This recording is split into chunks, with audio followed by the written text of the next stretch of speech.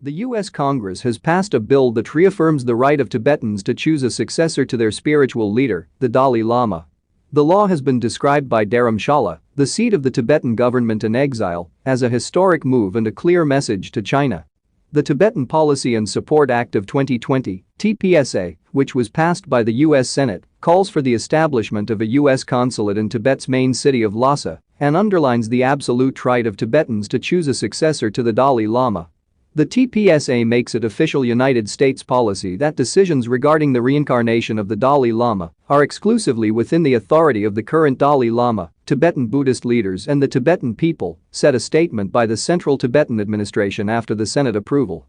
The House of Representatives has already cleared the bill. Any interference by Chinese government officials will be met with serious sanctions and deemed inadmissible into the United States, the statement said.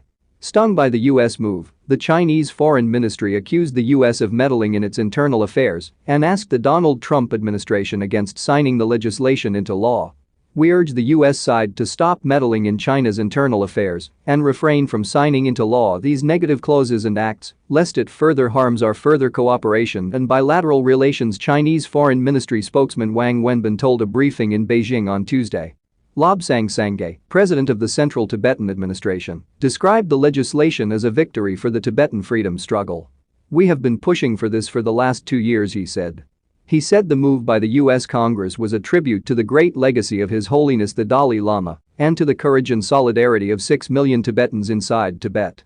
The Dalai Lama, then 23, had crossed into Arunachal Pradesh's Tawang in April 1959 to escape the Chinese that had invaded Tibet 9 years earlier and had brutally suppressed the uprising against Beijing's rule.